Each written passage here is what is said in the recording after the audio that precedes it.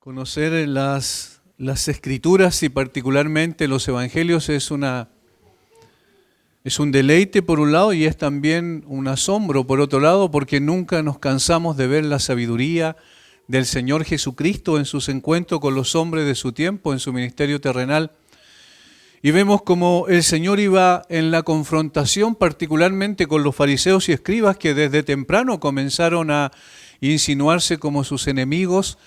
Tenían temor que el ministerio del Señor Jesucristo atrajera tras sí a mucha gente, y eso ocurrió en un momento determinado, a lo que los teólogos lo llaman el tiempo del ministerio del Señor Jesucristo, donde hubo más seguidores, multitudes lo seguían viendo los milagros que él hacía y muchas otras cosas. Otros quedaban impactados por la enseñanza, de tal manera que no pasó desapercibido este ministerio en Israel, y por eso los fariseos y escribas comenzaron a tener celos e envidia de él, y empezaron entonces cada vez que podían a buscarlo con el propósito de encontrar algo que pudiese ser un argumento para acusarlo posteriormente y sacarlo de la esfera pública, como ocurrió finalmente cuando lo llevaron a la cruz. Ahora, en toda esta confrontación y en toda esta animadversión permanente de estos hombres contra el Señor Jesucristo, Él, en una forma muy sabia, usó este tipo de encuentros con ellos con la finalidad de poder mostrar la pureza de la verdad de Dios, de la palabra de Dios, la perfección de la palabra de Dios, y dejar en evidencia, en consecuencia, todos los rituales y ceremonias vacías de contenido esencial para poder mostrar la suficiencia de la palabra del Señor. En Marcos capítulo 7 tenemos uno de esos eventos, y es muy interesante cómo el Señor comienza a confrontar a estas personas, particularmente con una frase que más o menos se repite 6 veces en estos 13 versículos, y que evidentemente muestran cuál fue el punto de disputa en este sentido. Noten el capítulo 7, versículo 3, porque los fariseos y todos los judíos, aferrándose a la tradición de los ancianos y muchas veces no se lavan las manos, no comen. Versículo 5, le preguntaron pues los fariseos y los escribas, ¿por qué tus discípulos no andan conforme a la tradición de los ancianos? Versículo 7, pues en vano me honran enseñando como doctrinas mandamientos de hombres. Versículo 8, porque dejando el mandamiento de Dios os aferráis a la tradición de los hombres. Versículo 9, les decía también, bien invalidáis el mandamiento de Dios para guardar vuestra tradición. Versículo 13, invalidando la palabra de Dios con vuestra tradición que habéis transmitido, y muchas cosas hacéis semejantes a esta. Es evidente que el punto de confrontación aquí se trató de lo que los fariseos y escribas tenían como fuente de autoridad más allá de la palabra de Dios. Es decir, podríamos decir, eran tradiciones extrabíblicas que en consecuencia chocaban, o cuando chocaban con la palabra de Dios era necesario quitarlas del medio, pero ellos hicieron todo lo contrario, porque se aferraron precisamente a esa tradición y terminaron finalmente invalidando la palabra de Dios. Esto no ocurrió solamente allí. Los judíos después del cautiverio o dentro del cautiverio babilónico, ya particularmente el 605 a.C., cuando comenzó la primera invasión de los babilonios a Israel, después en el 597 y 586 respectivamente, que fue la segunda y tercera incursión de los babilonios a Jerusalén, ellos comenzaron en el cautiverio ya hasta el 535 a.C., donde volvieron posteriormente por el decreto de Ciro. Ellos comenzaron a transmitir una tradición oral, y a través de esa tradición oral empezaron a interpretar las Escrituras, y después de la interpretación, y se volvió una gruesa capa que finalmente ocultaba la verdadera palabra de Dios que había sido dada a través de Moisés. De tal forma que finalmente terminaron dejando en segundo o tercer lugar la palabra de Dios, que era la que tenía autoridad para regir al pueblo y bajo la cual debían someterse. Ahora, en el transcurso de la historia de la iglesia también tenemos que esta situación se manifestó durante alrededor de 1000 años. Estamos hablando de mucho tiempo, cuando Constantino comenzó a tomar como para sí la religión cristiana. Algunos teólogos dicen que efectivamente él se convirtió en cristiano, otros dicen que era simplemente un argumento que él quería usar en términos políticos para unir al imperio. Más allá de esa situación, es evidente que la iglesia empezó a desviarse paulatinamente también precisamente por esto, porque la palabra de Dios fue envuelta en un cúmulo de tradiciones al punto que finalmente ya no era la autoridad única y final que la iglesia a la cual debía someterse. A fin de la Edad Media no era muy fácil poder distinguir la verdadera palabra de Dios de la tradición. El Evangelio había sido distorsionado y reinterpretado, porque la autoridad ya no recaía exclusivamente en las Sagradas Escrituras, sino que el hombre falible había ocupado su lugar. Francis Schaeffer, el teólogo y filósofo cristiano, afirma lo siguiente: 2 columnas distinguían a la iglesia cristiana primitiva de cualquier otro sistema religioso. La primera concernía al fundamental problema de la autoridad. En dicha iglesia solo existía una autoridad final, la Biblia, la Sagrada Escritura. Esto se desprende claramente de la enseñanza de Jesús y de Pablo y de la totalidad del Nuevo Testamento. Los primeros cristianos creían que las Sagradas Escrituras les daba una autoridad externa al ámbito relativista, mutable, limitado del pensamiento humano. Así, con esta visión de la palabra, tenían lo que consideraban una autoridad no humanista. La otra columna, continúa diciendo Francis Schaeffer, de la iglesia primitiva, que la diferenciaba de todos los demás sistemas religiosos, era su respuesta a la pregunta: ¿cómo allegarse a Dios? La enseñanza fue que Dios nunca hace descender el nivel de sus normas, que exige perfección, pero que en el amor de Dios vino Jesucristo como Salvador y llevó a cabo una obra infinita y definitiva en la cruz, de manera que el hombre ya puede acercarse a Dios al Dios totalmente santo y perfecto, apoyado en esta obra perfecta y consumada por la fe y sin obras humanas relativas. Estas 2 columnas eran las que sostenían a la iglesia y que le daban un carácter distintivo, único, exclusivo, que no se podía comparar con ningún sistema religioso de la antigüedad, y obviamente tampoco se puede comparar hoy con ningún sistema religioso. La autoridad exclusiva recaía en la palabra de Dios. El Señor regía a su iglesia por medio de su palabra. Y su palabra decía que solo se podía llegar el hombre a Dios a través del Evangelio del Señor Jesucristo por medio de la fe, y el arrepentimiento solo podría llegar a tener una relación genuina con Dios. Esto fue lo que se movió hacia un lado y se colocó en el mismo lugar, incluso sobre las Sagradas Escrituras. En el caso de la autoridad, se colocó el hombre con sus ideas, con su tradición, y finalmente opacó la palabra al punto que el Señor tuvo que levantar después a hombres que nosotros bien conocemos en la historia, como Martín Lutero y muchos otros que vinieron antes, como Juan Calvino posteriormente, para poder restablecer este principio fundamental que era la palabra de Dios, que debía estar por sobre cualquier tradición humana. De allí entonces el principio que modeló la reforma protestante del siglo XXI fue lo que se denominó la sola Escritura. Lo que hicieron estos hombres fue levantados por Dios conforme a su soberana voluntad, no fue otra cosa que levantar en alto la palabra de Dios y volver a ponerla como la única autoridad bajo la cual todo lo relativo a la doctrina y práctica cristiana debía someterse.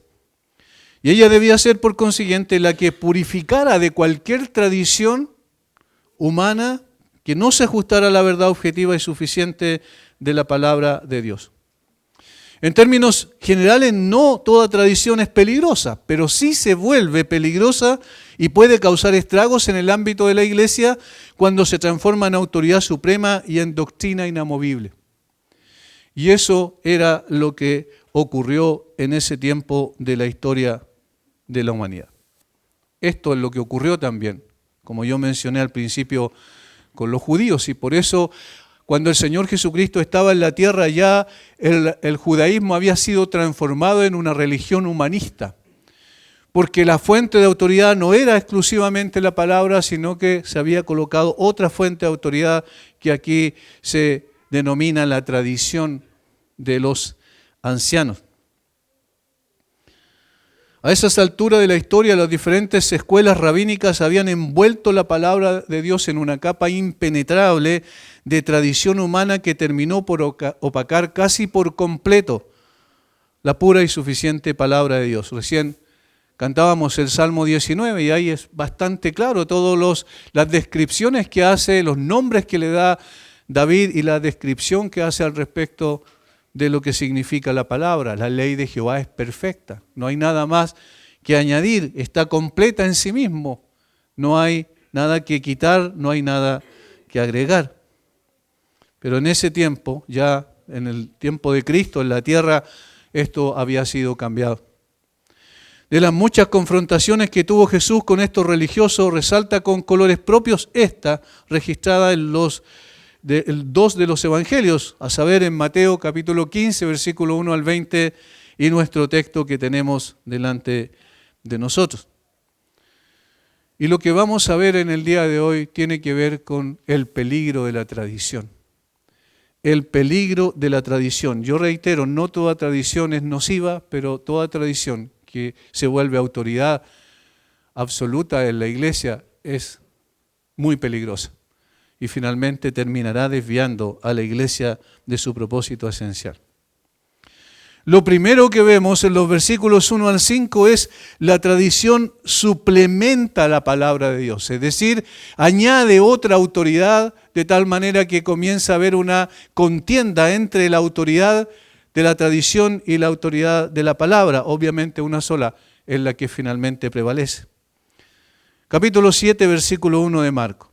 Se juntaron a Jesús los fariseos y algunos de los escribas que habían venido de Jerusalén, los cuales, viendo a algunos de los discípulos de Jesús comer pan con manos inmundas, esto es, no lavadas, los condenaban.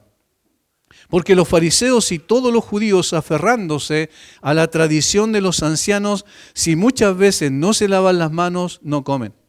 Y volviendo de la plaza, si no se lavan, no comen, y otras muchas cosas hay que tomaron para guardar, como los lavamientos de los vasos de beber, y de los jarros, y de los utensilios de metal, y de los lechos.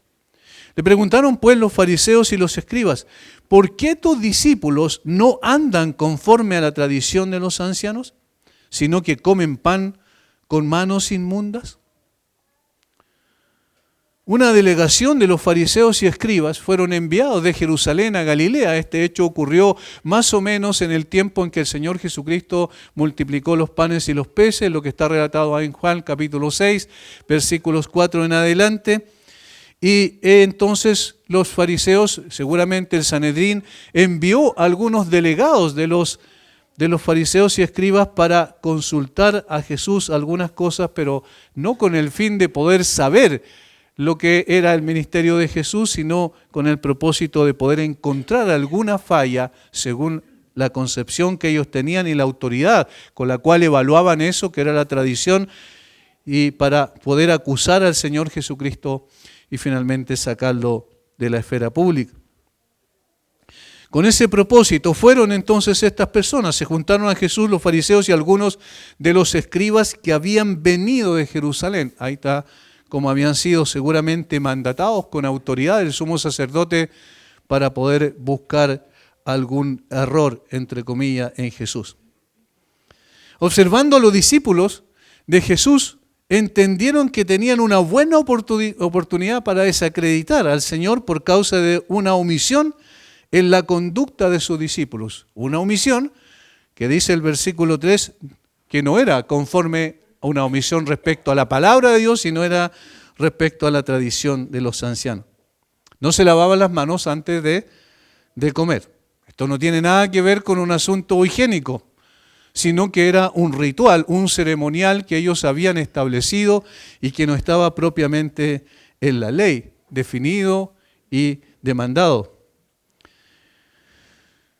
Por lo tanto, esta pregunta o esta percepción que ellos tuvieron de los fariseos, de los discípulos, los fariseos respecto a los discípulos, era algo que tenía que ver con la práctica de la religión en sí. La nota editorial del evangelista deja claro que se refería a esto, versículo 3, porque los fariseos y todos los judíos, aferrándose a la tradición de los ancianos y muchas veces no se lavan las manos, no comen. Es verdad que la ley del Antiguo Testamento, la ley dada por Dios a través de Moisés, prescribía algunos lavamientos rituales para los sacerdotes. Levíticos capítulo 22, versículos 6 y 7 nos habla de eso al respecto, pero era para los sacerdotes. No obstante, no demandaba que los demás se lavaran las manos antes de comer como una necesidad de purificación, porque ese es el concepto que había de fondo. De tal manera que estos hombres religiosos estaban suplementando la ley de Dios, la palabra de Dios, sobre la base de una tradición que sus antepasados habían incorporado como imprescindible para el cumplimiento correcto de la religión. No había una demanda directa de la palabra de Dios al respecto.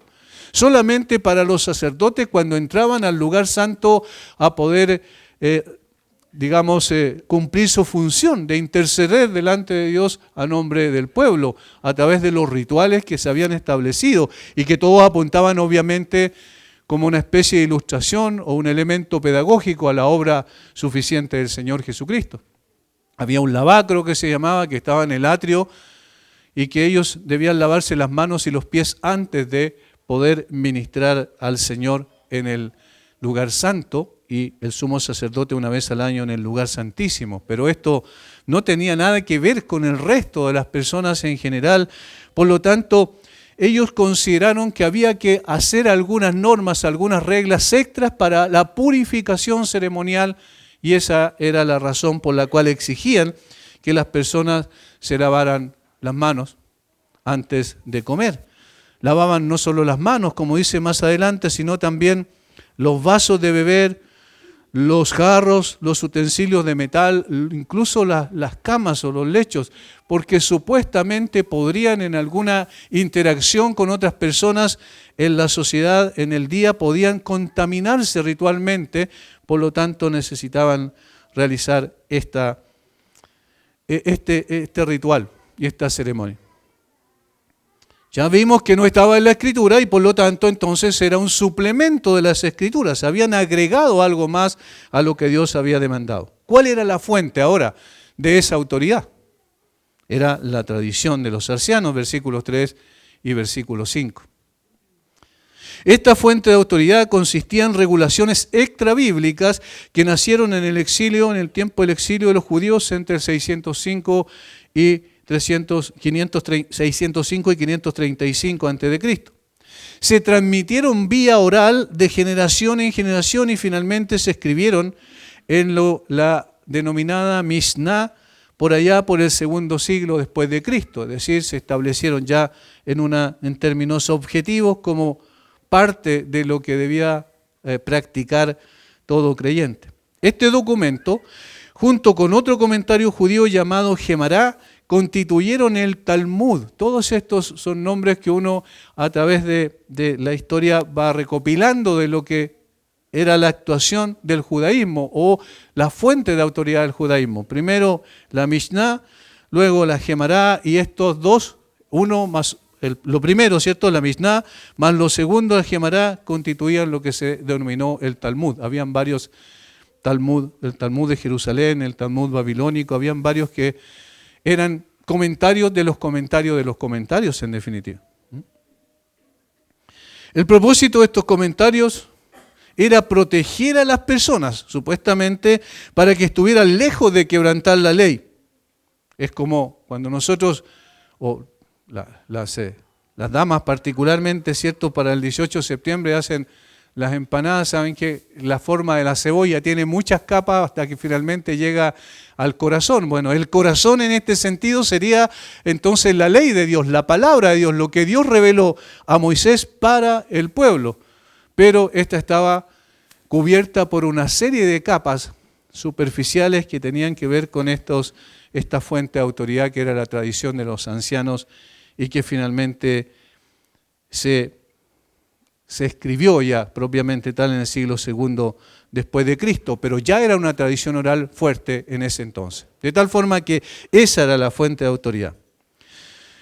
Con el paso del tiempo, entonces, los judíos comenzaron a medir su piedad en la manera en que cumplían con lo estipulado en esta fuente extrabíblica y no conforme a la ley de Dios. ¿Notan el peligro que hay allí?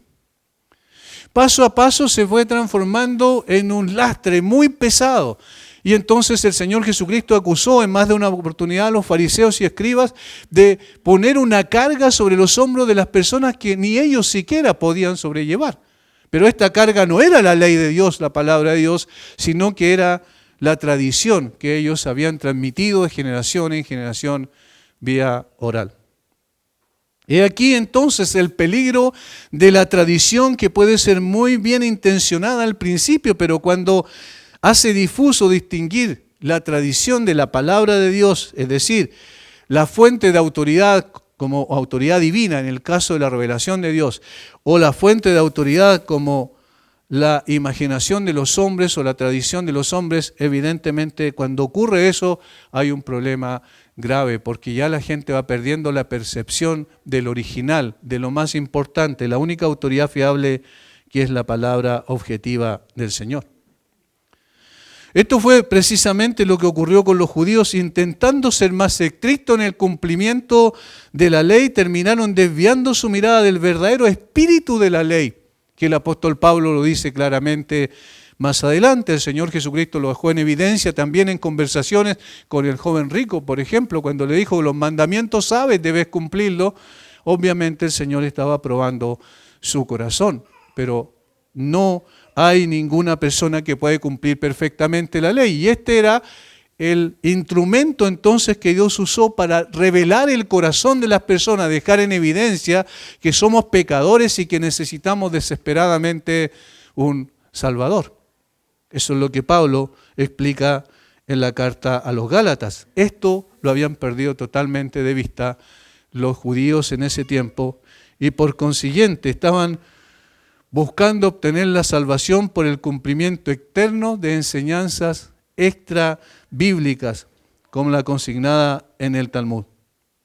Solo mencionar una de las enseñanzas que se daban en ese cuerpo que pasó a ser un cuerpo de doctrina. En el Talmud de Jerusalén decía, el que está firmemente implantado en la tierra de Israel, que habla la lengua sagrada, que come su comida en la pureza, como es requerido por los rituales de lavado de manos, y recita el Shema en la mañana y en la noche, Deuteronomio 6:4, oye Israel, Jehová nuestro Dios, Jehová uno es, tiene asegurada la vida en el mundo venidero. Eso decían ellos.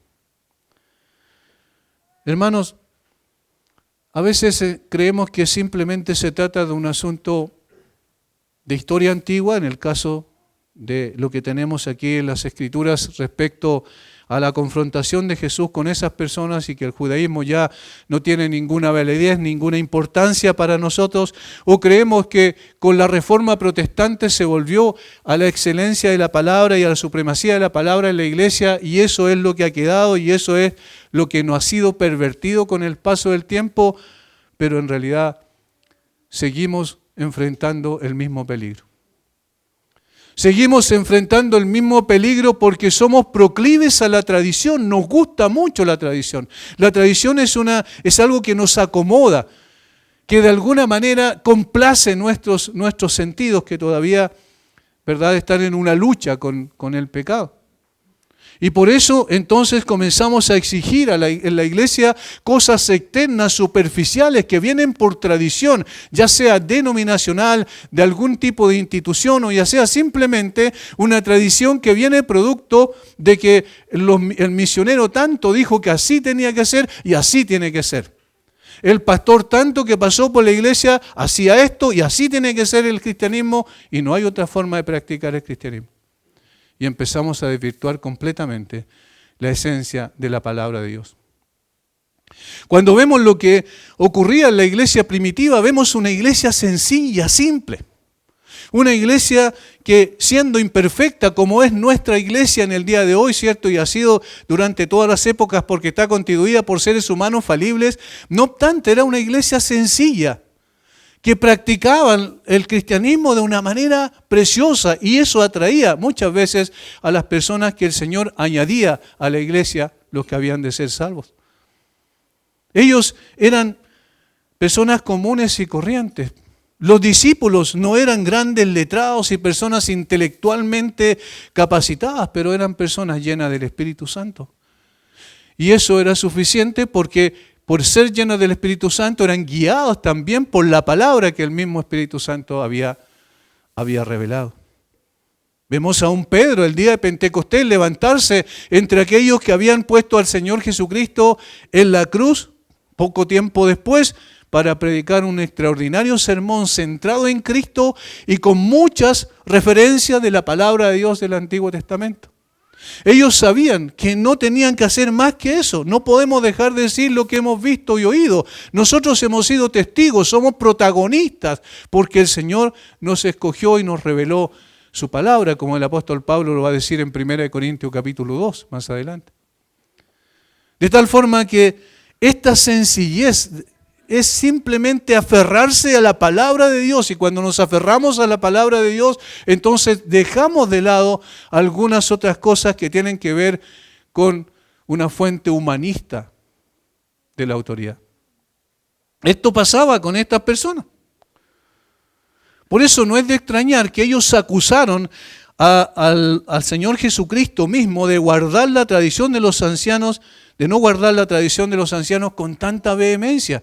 Porque el versículo 5, esta pregunta que ellos hacen, es una pregunta que tiene una intencionalidad. Ellos no preguntaron para saber por qué no ocurría eso, sino preguntaron para acusar al Señor Jesucristo. En la misma pregunta hay implícita una acusación. Tus discípulos no hacen eso, y ¿quién es el culpable de que tus discípulos no hagan eso? Se implica el maestro. De tal manera que la acusación era contra el mismo Señor. La pregunta en sí misma es un fuerte reproche y una fuerte descalificación para el Señor Jesucristo. Este tipo de actitud condenatoria es propia de las personas que piensan que si otros no viven el cristianismo de acuerdo con su tradición que han heredado, entonces no están viviendo como cristianos. Sin embargo, cuando se le pide que expliquen a las personas, y muchas veces ocurre, ¿dónde está en la Biblia que cite la Escritura, donde dice explícita o implícitamente, es decir, se puede sacar de allí como conclusión alguna tradición que ellos han llevado por mucho tiempo? Muchas veces no tienen ninguna respuesta coherente, sino simplemente así lo hemos hecho siempre, por ejemplo. Y entonces nosotros durante el tiempo vamos acumulando tradición tras tradición y vamos colocándola como norma, como ley, como una doctrina inamovible. Y ese es el problema que pasó con estos hombres. Pero hermanos, la palabra de Dios no se puede suplementar. Es suficiente en sí misma. No se le puede añadir absolutamente nada. Cuando se le añade algo, se diluye la palabra. Y ya no es la palabra, sino es la tradición sobre la palabra, así como los comentarios de los judíos. Era el comentario de la palabra, del comentario, y finalmente se iba haciendo una capa grande que ocultaba la pureza, la simplicidad y la perfección de la palabra de Dios. De tal forma que es un peligro latente, en forma permanente en el día de hoy. Esto ocurre en muchas partes y ocurre, yo diría, con la mayoría de las iglesias, y nosotros no estamos exentos de ello. Necesitamos evaluar entonces cuál es la filosofía de ministerio de nuestra iglesia para poder ir a la palabra y decir, la filosofía de ministerio que tenemos como iglesia está sustentada plenamente en la palabra de Dios. Y aunque nosotros somos seres falibles, los que constituimos la iglesia, no obstante, descansamos en una palabra infalible y suficiente. A eso debemos apuntar. Lo que esto nos dice, es decir, esta exigencia de que los discípulos pudiesen atender una tradición extrabíblica, donde suplementaron la palabra de Dios, cambiaron la palabra de Dios en un sentido por mandamiento de hombre, nos lleva esto a la respuesta de Jesús. El segundo peligro de la tradición es que la tradición somete la palabra de Dios, en lugar de someterse a la palabra de Dios. La tradición somete a la palabra de Dios. Versículo 6 al 8, la respuesta de Jesús es contundente. Versículo 6. Respondiendo él les dijo: hipócritas, bien profetizó de vosotros Isaías como está escrito: este pueblo de labios me honra, mas su corazón está lejos de mí. Pues en vano me honran, enseñando como doctrinas mandamientos de hombres. Ahí está el punto. Enseñando como doctrinas mandamientos de hombres. Jesús va al corazón del problema, al meollo del problema. Noten que no responde directamente a la pregunta de los fariseos. No le dice, bueno, nosotros no nos lavamos las manos por esto, y le da una gran y extraordinaria explicación argumentativa que el Señor podía haber dado. Simplemente Él sabe que esta pregunta era una pregunta que tenía otra intención. Él ve el corazón y la motivación de estas personas y sabe que la pregunta inquisidora que le habían hecho tenía como finalidad poder mostrar que la piedad de ellos era superior y que en definitiva ellos sí adoraban a Dios como correspondía. De allí la cita de Isaías, capítulo 29, versículo 13. Bien profetizó de vosotros Isaías, como está escrito: este pueblo de labios me honra, es decir, externamente, a través de quizás el cumplimiento de rituales y ceremonias externas, mas su corazón está lejos de mí. Noten el contraste tremendo en esto. Aparentemente piadosos, verdaderamente incrédulos, porque eso es lo que pasa con un corazón que está lejos de Dios. ¿Y cuál es la razón? ¿Cuál es el fondo del asunto? Versículo 7, pues en vano me honran. Es decir, esa honra, esa piedad no sirve, enseñando como doctrinas mandamiento de hombre. Mire, enseñando como doctrinas. No necesariamente como una forma de práctica de culto, por ejemplo, sino como algo mucho más grande que eso, más importante, con doctrina, con dogmas, con leyes que deben ser irrefutables o mantenerse en la iglesia durante todo el tiempo. No. Este es el gran peligro, este es el gran error, cuando nosotros primero suplementamos la palabra, añadimos a la palabra a través de, colocamos tradiciones en su lugar o la mezclamos con tradiciones, finalmente esto llega a ocurrir. Se enseñan como mandamientos de Dios, mandamientos de hombre, pero hay una tergiversación absoluta en eso. Estas personas, en lugar de someterse humildemente a la palabra, están sometiendo la palabra a una autoridad humanista, la tradición de los ancianos.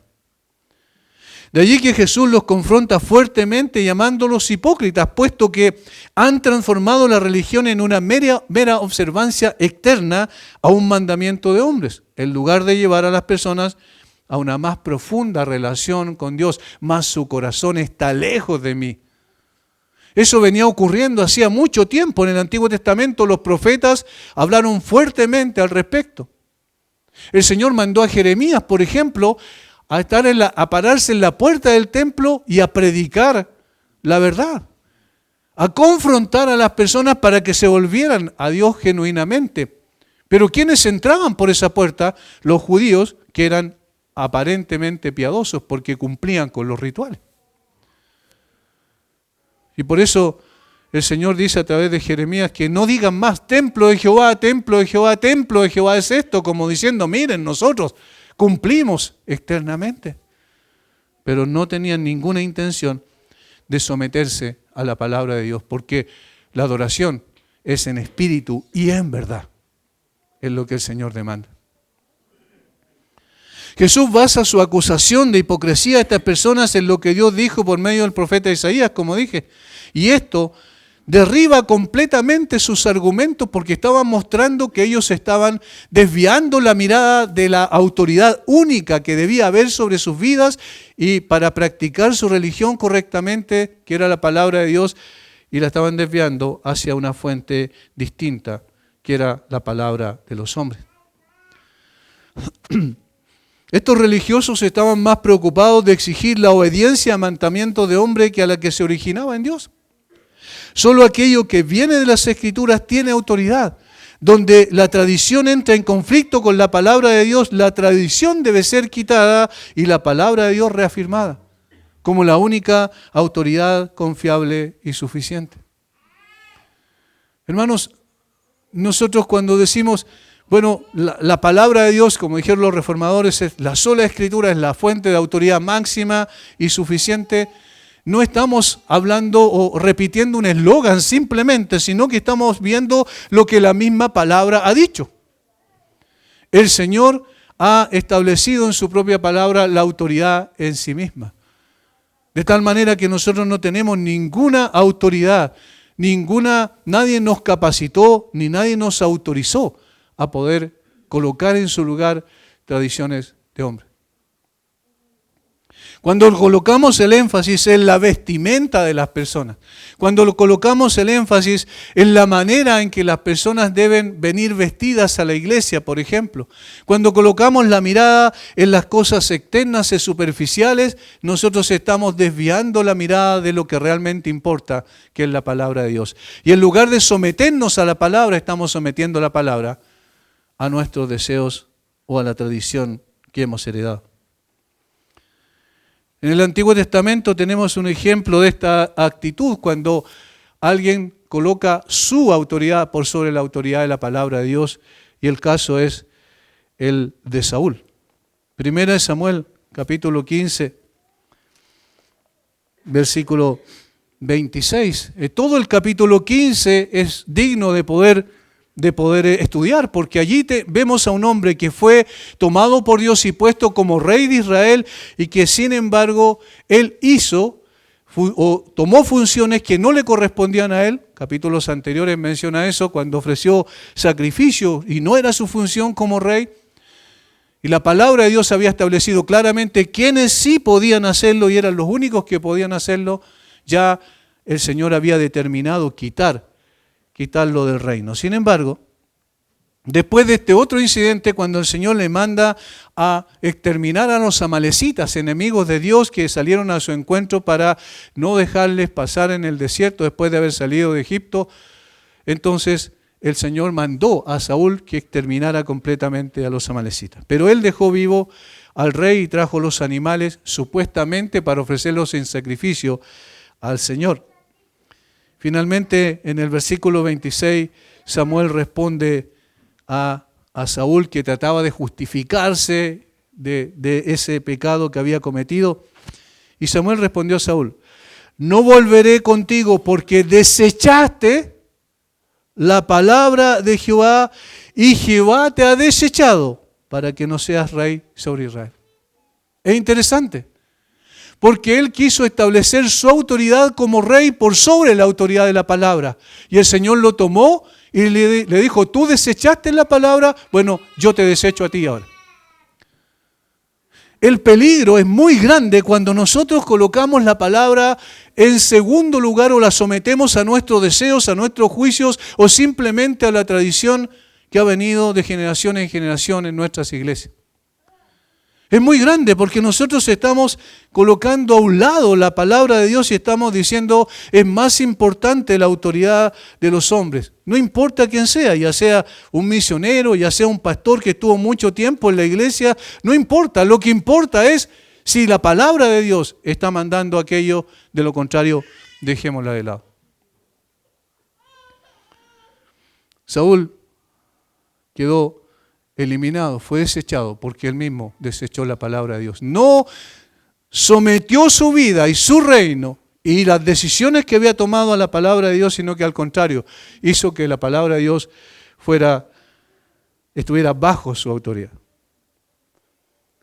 Cuando la palabra de Dios es suplementada y sometida por una autoridad derivada de una tradición humana, lo tercero que ocurre es que la palabra de Dios termina por ser invalidada. Versículos 9 al 13. Versículos 9 al 13.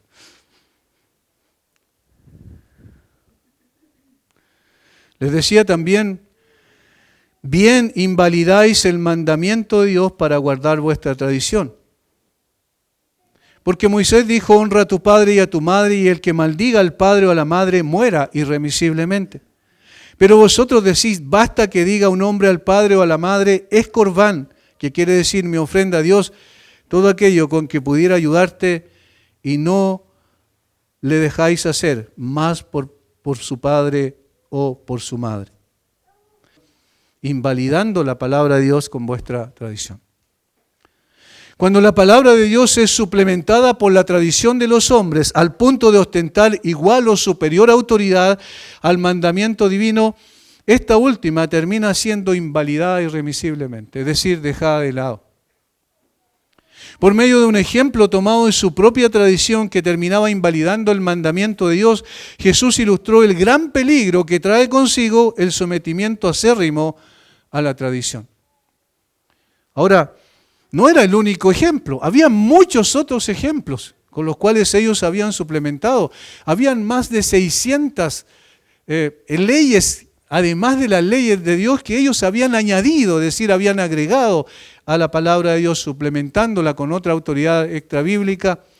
Y estos eran tan absurdas las tradiciones que ellos habían impuesto que Jesús les dice, miren, les voy a dar un solo ejemplo para que entiendan. Y este ejemplo viene de lo que Moisés mandó, aquí está la palabra, versus lo que ustedes han enseñado. Aquí está la tradición.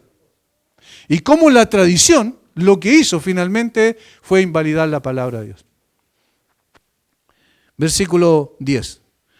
Porque Moisés dijo, honra a tu padre y a tu madre, y el que maldiga al padre o a la madre, muera irremisiblemente. Ahí está el mandamiento de Dios. Esta es palabra de Dios, lo que dice el versículo 10.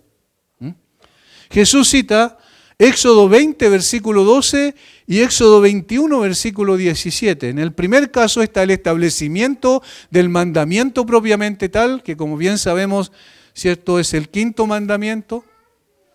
Y luego dice cuál era la pena inclusive que había sobre el transgredir, el pasar a llevar este mandamiento.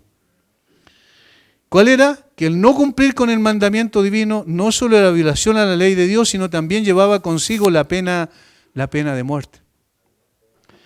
El mandamiento de honrar a los padres implicaba cuidarlos y hacerse cargo de ellos en todos los aspectos de salud, de provisión material, es decir, los padres iban a depender de sus hijos al final cuando ya no pudieran valerse por sí mismos y los hijos tenían el deber de cuidar a sus padres en todos los aspectos. Y esto incluía, obviamente, proveerles materialmente cuando ellos ya no se podían ganar la vida por sí mismos.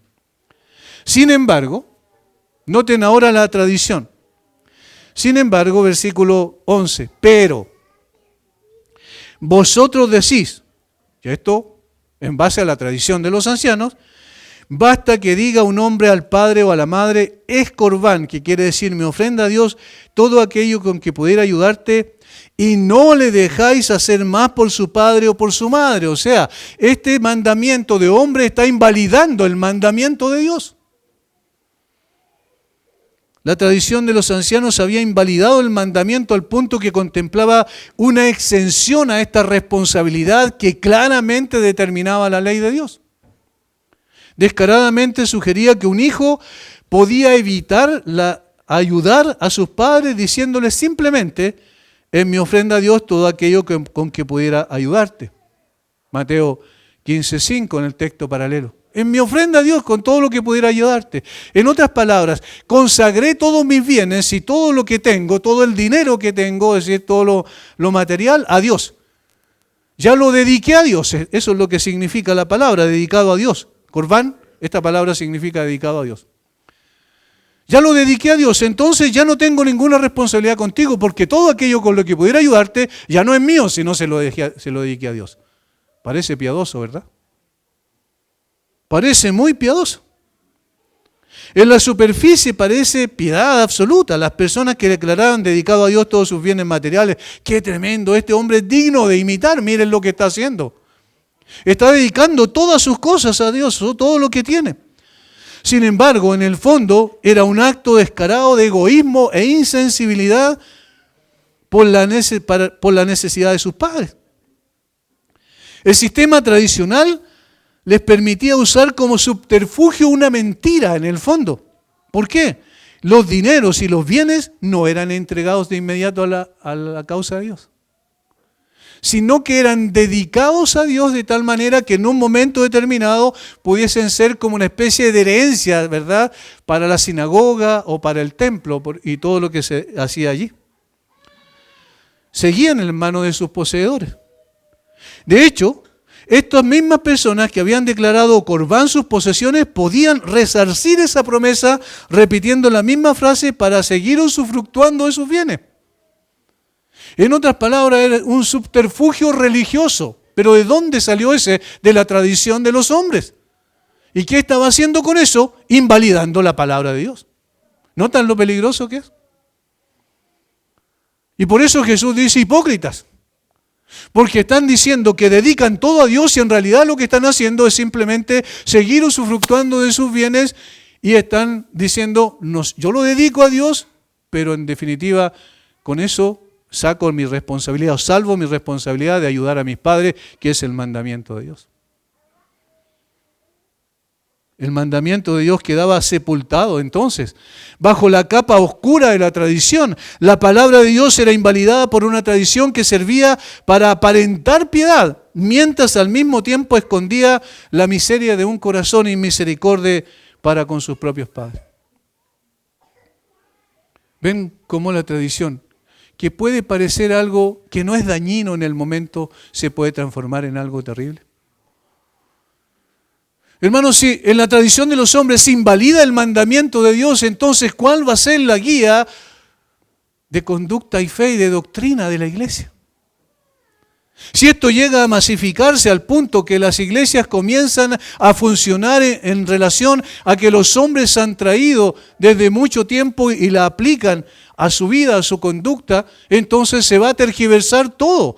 Y los buenos propósitos que tiene la palabra de Dios para guiarnos y conducirnos por medio de esta verdad revelada por el Espíritu Santo va a quedar a un lado. Ya no va a tener mayor importancia. Comienza con suplementar la palabra de Dios, continúa simplemente con someter la palabra de Dios a la tradición y termina la tradición invalidando la palabra de Dios. De allí que el Señor dice, versículo 13, ustedes invalidaron la palabra de Dios con vuestra tradición que habéis transmitido de generación en generación, ¿cierto? Muchas cosas hacéis semejantes a esta. Es un mero ejemplo de una gran cantidad de cosas que ustedes están haciendo y han transformado la religión en simplemente un instrumento para la satisfacción de sus propios deseos egoístas. La tradición, cuando se transforma en dogma, en doctrina, destruye la pureza de la iglesia, porque la pureza de la iglesia está dada por la pureza de la palabra. Nosotros no debemos transar con esto, es imposible. Y hermanos, debemos someter todo lo que hacemos a la palabra de Dios. ¿Hay algún principio que a nosotros nos autoriza a actuar de esta manera? ¿Hay algún principio explícito o implícito en la palabra de Dios a través de una interpretación adecuada de ella que podamos sacar para hacer lo que hacemos? La pregunta que necesitamos hacer constantemente, ¿por qué practicamos esta forma de cristianismo? ¿Está en la Biblia? ¿Por qué creemos lo que creemos? ¿Está en la Biblia? Porque de lo contrario entonces se vuelve totalmente subjetiva la fe. Ya no hay un objeto inamovible, objetivo, fuera de nosotros, como autoridad exclusiva que demande cómo hemos de vivir. Podemos caer, y yo tengo la seguridad que, sin duda, si somos sinceros, de alguna manera hemos caído también en esto. No al extremo, por la gracia de Dios, a la que cayeron los fariseos y escribas, pero sí, de alguna manera hemos introducido cosas que nunca han estado en la Escritura, que nunca Dios ha demandado y la hemos puesto como una carga pesada sobre los hombros de la gente y le decimos, si no vives así, entonces tú no estás viviendo el cristianismo. Pero cuando vamos a la Biblia nos damos cuenta de que simplemente son invenciones de hombre traídas muchas veces de generación en generación. Volvamos a la pureza de la palabra. Ella es la única guía infalible. Padre, muchas gracias por tu palabra, gracias por la manera en que el Señor Jesucristo en su sabiduría iba confrontando, iba quitando, Señor, todas esas capas de religiosidad que tan buenos somos nosotros para crear, escondiendo la palabra, haciendo imperceptible la palabra. Padre, ayúdanos a poder volver simplemente a las Escrituras. Danos de tu gracia para someternos a tu única autoridad con la cual riges tu iglesia. Bendice a cada uno de mis hermanos, Señor, y que cada uno de nosotros podamos mirar nuestro propio corazón y ver hasta dónde también lo que hacemos obedece a una tradición que puede transformarse en perniciosa cuando ésta se transforma en autoridad exclusiva. Hay una sola fuente de verdad absoluta y es tu palabra. Señor, danos de tu gracia para someternos siempre a ella. Bendice a mis hermanos. Gracias por este tiempo. En el nombre de Jesús. Amén.